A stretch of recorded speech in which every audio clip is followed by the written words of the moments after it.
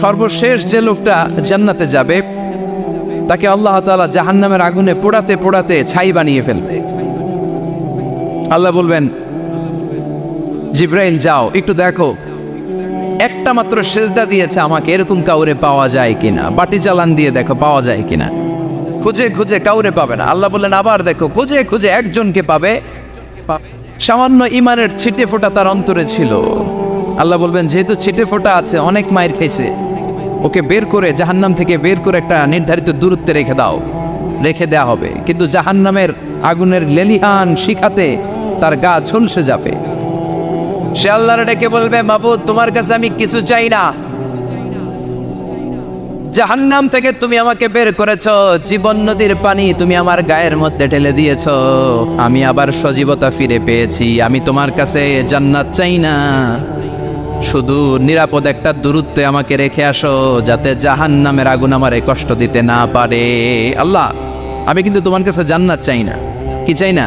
কি চাই না? জান্নাত চাই না, কিন্তু জাহান্নামের আগুন আমারে কষ্ট দিচ্ছে, এতটা দূরত্বে রাখো যাতে জাহান্নামের আগুন আমার গায়ে না লাগে। আল্লাহ বললেন ওকে রাখবো, কিন্তু আমার সাথে একটা কন্ট্রাক্টে যেতে হবে, যে এটা তোমাকে দিলে তুমি আর নতুন করে কিছু চাবা না। সে বলবে আমি রাজি, কন্ট্রাক্ট হয়ে যাবে। আল্লাহ জিব্রাইলকে বলবেন যাও এমন দূরত্বে রাখো যাতে জাহান্নামের আগুন ওরে কষ্ট না দেয়, রেখে আসা হবে। অনেক দিন সে ওখানে আনন্দে থাকবে, আল্লাহ শুকরিয়া করবে। সে মনে মনে বলবে বেঁচে গিয়েছি, আমি বেঁচে গিয়েছি, জীবনে আর কিছু চাই না, জাহান্নাম থেকে আমি বেঁচে গিয়েছি। অনেকদিন থাকার পরে মনে মনে ভাববে পয়সা তো গেছি, কিন্তু নতুন করে একটু ট্রাই করে দেখি, জাহান্নামের সৌন্দর্যের দৃশ্য একটু চোখ দিয়ে অবলোকন করা যায় কিনা। সে আল্লাহরে ডেকে বলবে, আল্লাহ ইনদি সুয়াল, আমার একটা ফরিয়াদ আছে। কি ফরিয়াদ? আল্লাহ আগেই বলে রাখি আমি কিন্তু জান্নাতে যেতে চাই না।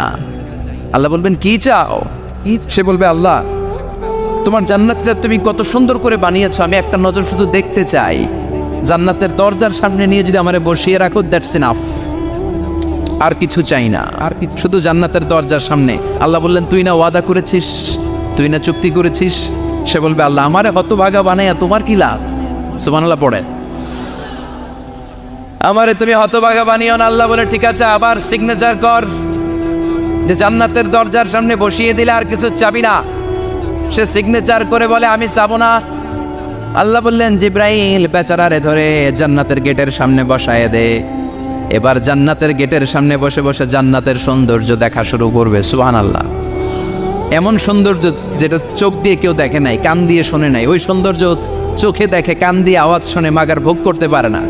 অন্তরে জ্বালা আছে না নাই?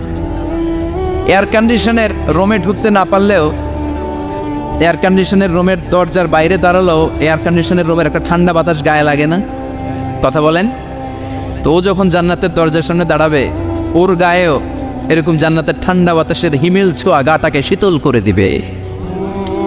ওই শীতল হয়ে যাওয়ার পরে আর তো সহ্য হবে না, আবার আল্লাহরে ডাকবে, মনে মনে ভাববে আর একটু ট্রাই করি না, দোষ কি, আস্তে আস্তে অনেক দূর তো আগাইছি। সুবহানাল্লাহ করবেন না? এবার আল্লাহরে বলবে আল্লাহ